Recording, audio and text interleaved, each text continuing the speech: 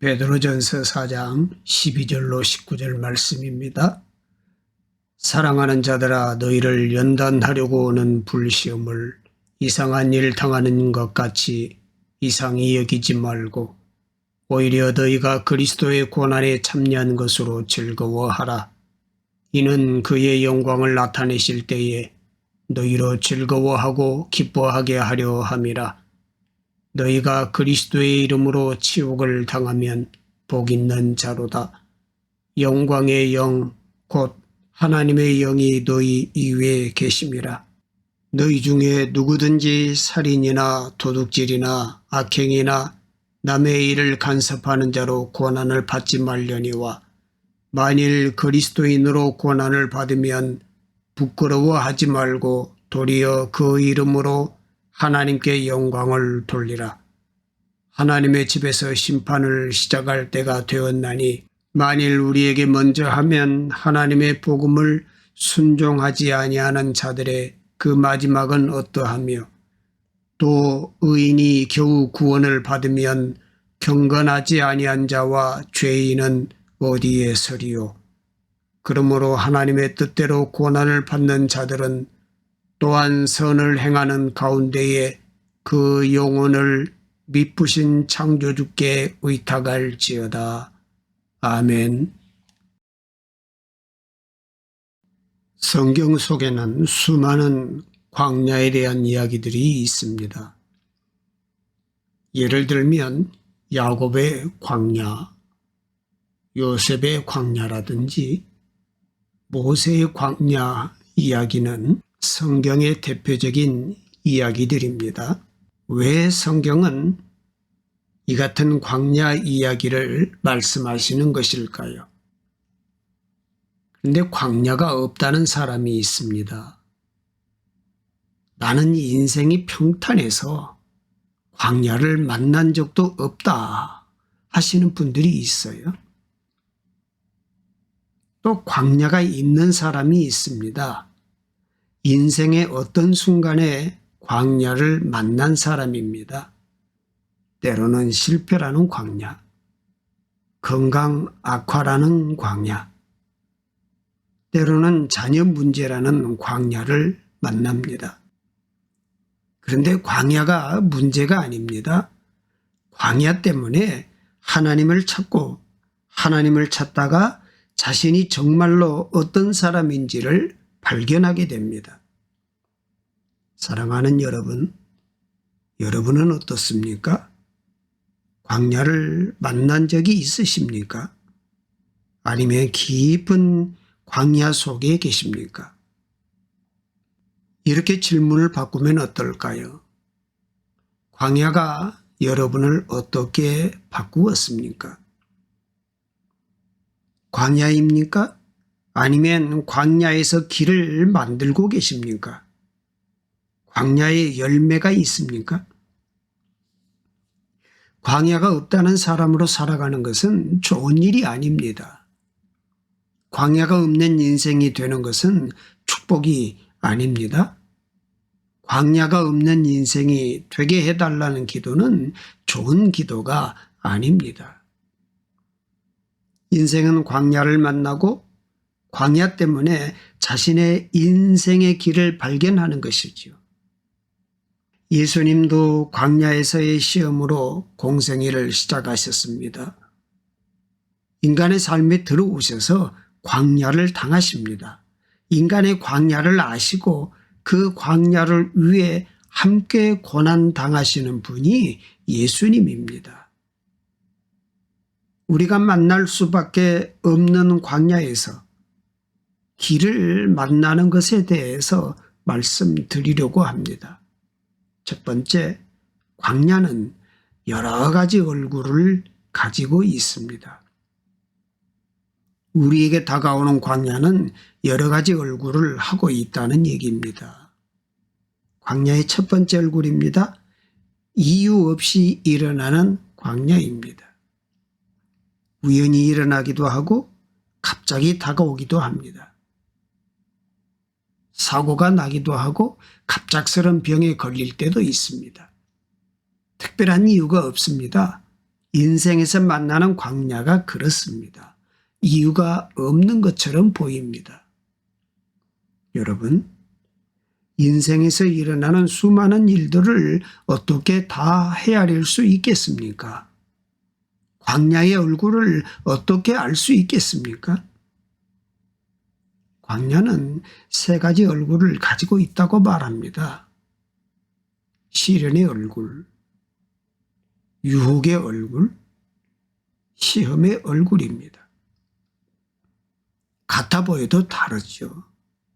비슷해 보여도 진짜 얼굴이 있는 것입니다. 두 번째 광야의 얼굴, 우리의 부족함 때문에 일어나는 광야입니다. 자신의 실수와 잘못 때문에 일어나는 광야가 있습니다. 다윗 같은 경우가 대표적입니다. 왕이 된 다윗은 정욕을 이기지 못하고 우리아의 아내 밧세바를 간음합니다. 간음에서 끝나지 않고 우리아를 살해하기까지 합니다. 그런데 그것이 끝이 아닙니다. 이 사건 때문에 다윗의 가정이 무너집니다. 그래서 다윗의 아들들이 서로를 죽이는 일이 일어나고 결국은 아버지 다윗을 향해서 반역을 일으키는 일까지 일어납니다. 결국 사랑하는 아들 압살롬이 죽자 다윗은 슬피 울며 통곡을 하게 됩니다. 다윗의 부족함 때문에 일어난 광야는 참으로 무섭습니다. 그동안 쌓았던 모든 것이 무너지게 되었기 때문입니다. 세 번째 광야의 얼굴, 하나님의 계획 때문에 일어나는 광야입니다. 광야에도 얼굴이 있다는 말씀을 드리고 있습니다. 이유 없는 광야가 어디 있겠습니까? 그런데 이유 없는 것처럼 보이는 광야가 있다고 말씀을 드렸어요. 우리의 부족함 때문에 찾아오는 광야가 있다고 했습니다. 그런데 우리가 깨달아야 할 광야가 있습니다. 하나님의 계획 때문에 일어나는 광야입니다. 바울의 광야를 보는 것 같습니다. 바울을 죽이기 전까지는 물도 마시지 않겠다는 40명의 특공대가 있을 정도로 바울은 심각한 박해를 당합니다. 유대인들은 바울을 죽이기 위해서 모든 노력을 다합니다. 그러니 바울에게 찾아온 광야가 얼마나 깊겠습니까? 바울은 결국 잡혀서 총독 앞에 끌려옵니다. 신문을 당합니다. 그런데 여러분, 이것이 하나님의 계획 안에 있는 광야라는 것을 우리는 배우게 됩니다. 하나님은 바울을 로마로 보내시기 위해서 박해라는 방법을 사용하십니다. 유대인의 박해를 통해서 오히려 사도 바울을 로마로 하나님의 계획으로 이끄십니다. 로마인들의 손으로 바울을 로마로 데려가게 하십니다. 요한복음 9장에 나면서부터 소경된 자를 향한 제자들의 질문을 기억하시나요? 소경된 것이 누구의 죄 때문입니까? 이 사람의 죄 때문입니까? 부모의 죄 때문입니까? 라는 질문이었습니다. 소경의 광야를 보면서 제자들은 죄라는 관점으로 광야를 해석합니다. 그런데 예수님은 그렇지 않습니다. 소경의 광야를 다르게 해석하셨습니다. 바로 하나님의 계획입니다. 그래서 예수님이 이렇게 말씀하시죠. 하나님의 하시는 일을 나타내고자 하심이라. 광야에는 얼굴이 있다고 했습니다. 그러나 우리가 보아야 할 것은 얼굴만이 아닙니다. 우리의 광야 속에 있는 하나님의 계획입니다. 하나님의 일하심입니다. 하나님의 인도하심입니다. 모든 광야가 하나님이 주시는 것은 아니다라고 말하는 사람들이 있습니다. 이유 없이 일어나기도 하고 죄 때문에 일어나기도 하기 때문에 인간의 불행의 근원인 광야가 모두 하나님께 속한 것은 아니라고 합니다. 그렇지만 성경을 보십시오. 성경은 하나님이 주시지 않는 광야에 대해서는 말씀이 없습니다. 그러나 아무리 심한 광야라도 하나님이 주시는 고난이라면 하실 말씀이 많습니다. 광야의 새 얼굴보다 중요한 것은 하나님과 함께하는 광야인가라는 것입니다. 그래서 이렇게 고백합니다. 성도의 삶에는 우연은 없습니다. 우리의 삶에 일어나는 우연한 일도, 우리의 죄 때문에 일어나는 일에도 우리는 하나님의 계획이 있음을 봅니다. 우연한 교통사고에도, 내가 지은 죄로 말미암은 광야에도 하나님의 계획이 있으심을 고백합니다. 하나님은 우연한 사고를 통해서도 우리를 인도하시고 우리의 죄에서도 간섭하셔서 하나님의 계획을 이루어 가시는 줄 믿습니다. 두 번째, 어떤 모습으로 광야 앞에 있습니까? 인생은 길이가 아니라 깊이입니다. 얼마나 긴 인생을 사느냐 목표가 아니라 얼마나 깊은 인생을 살아가느냐가 인생의 문제입니다. 광야도 마찬가지입니다. 광야의 길이를 가지고 고민하는 분들이 있어요. 언제 이 광야가 끝나는 것이냐고 묻습니다. 그러나 중요한 것은 우리가 어떤 얼굴로 광야를 만나고 있느냐는 것입니다. 광야를 대하는 우리의 모습이 중요하다는 것입니다. 그래서 광야보다 더 중요한 것은 광야 속에 있는 우리의 모습입니다. 사람들마다 광야 앞에 선 모습이 있습니다. 한나는 자신의 삶에 광야가 일어나자 기도라는 모습을 선택합니다. 기도로 광야 앞에 선 것입니다. 기도를 통해 광야를 이기고자 했던 것입니다. 사랑하는 여러분, 그런데 기도를 통해서 광야를 이긴다는 말이 무엇일까요? 광야를 홀로 통과하지 않고 하나님과 함께 통과한다는 뜻 아니겠습니까? 사람들은 광야를 만나면 기도가 죽는 사람이 있어요. 기도가 멈추는 것입니다. 하나님과 함께하지 못하고 나 홀로 광야 앞에 서 있는 것입니다.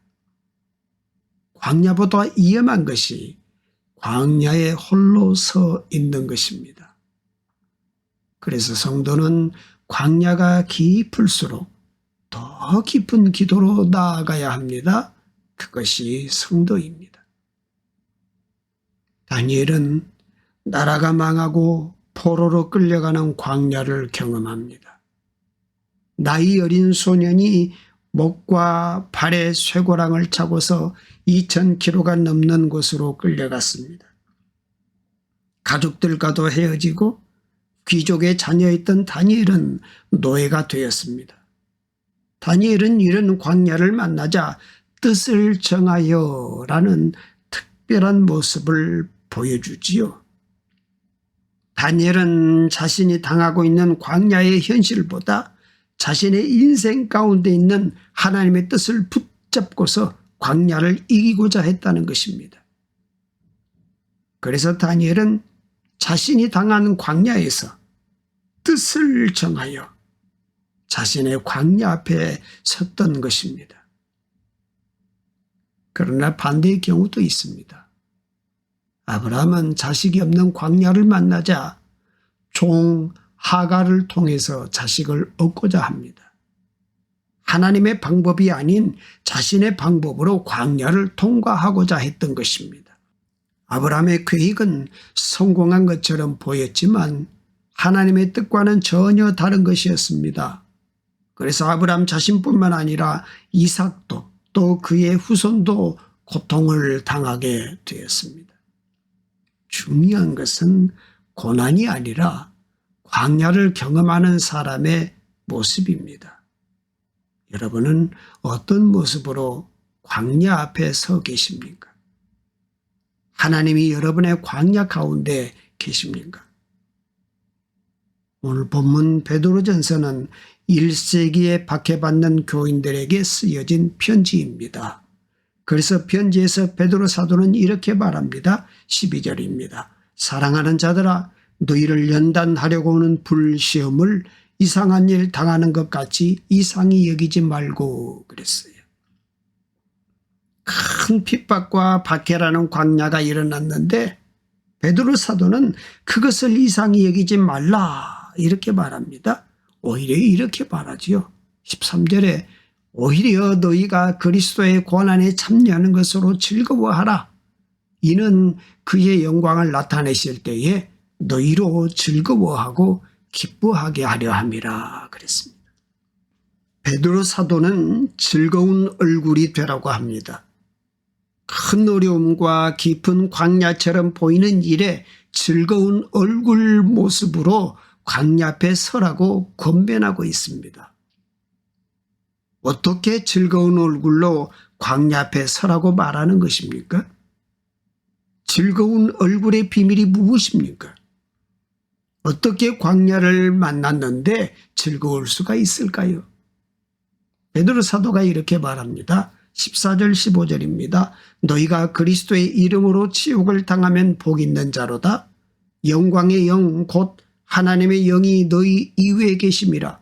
너희 중에 누구든지 살인이나 도둑질이나 악행이나 남의 일을 간섭하는 자로 고난을 받지 말려니와 그랬습니다. 광야 앞에 선 두 가지 모습이 있다는 것이지요. 예수 이름으로 욕을 받는 영광의 모습과 악행으로 말미암아 욕을 받는 죄인의 모습입니다. 광야를 만나도 어떤 광야를 만나야 한다는 것입니까? 16절입니다. 만일 그리스도인으로 고난을 받으면 부끄러워하지 말고 도리어 그 이름으로 하나님께 영광을 돌리라 그랬습니다.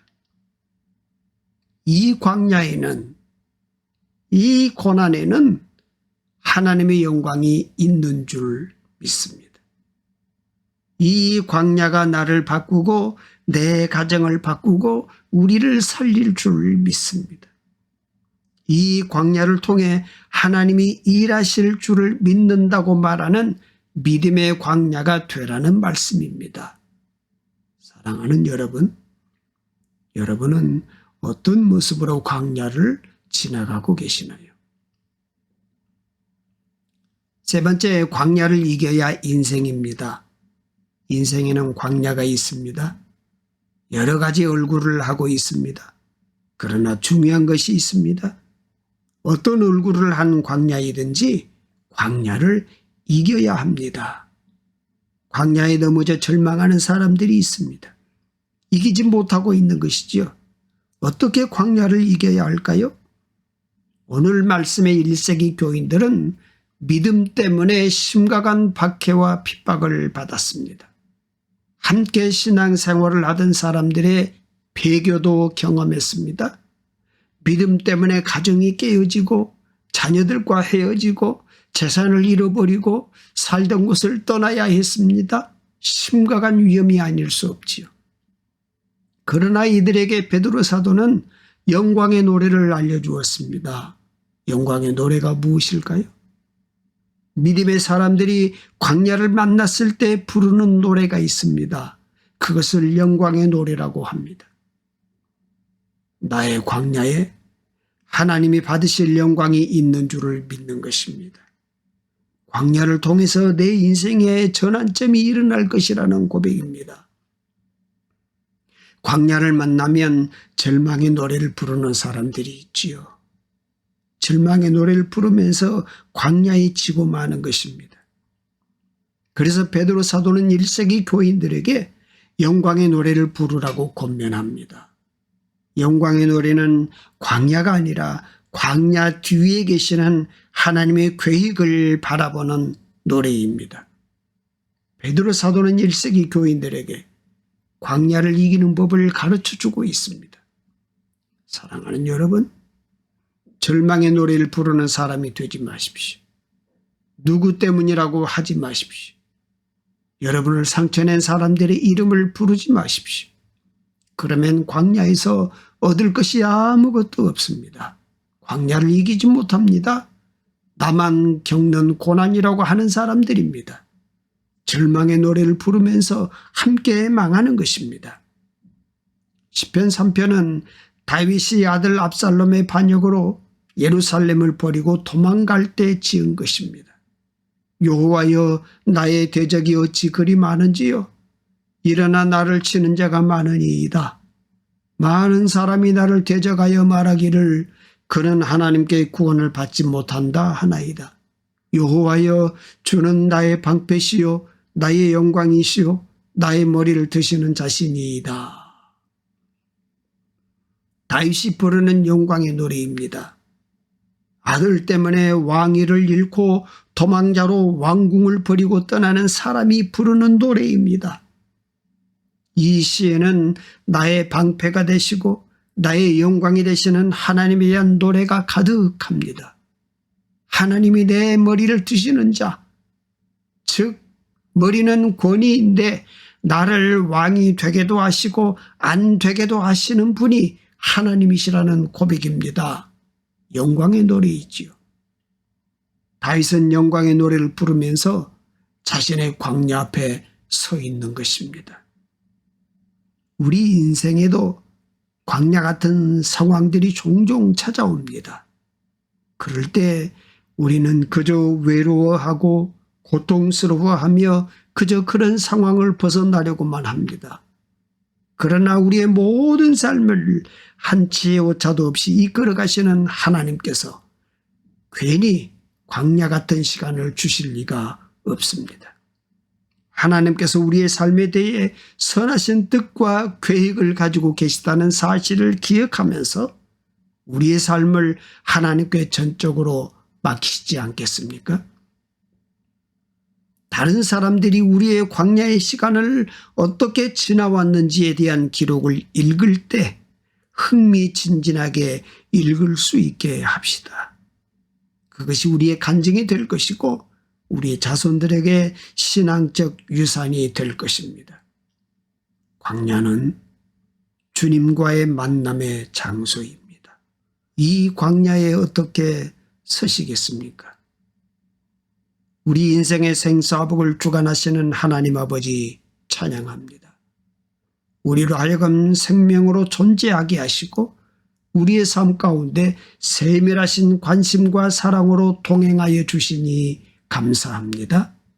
시간의 주관자 되시며 처음과 끝이 되신 아버지 이름을 높여드립니다. 주님, 이제 올 한 해가 마무리되어 갑니다. 코로나 팬데믹으로 정신없이 지나온 한 해입니다.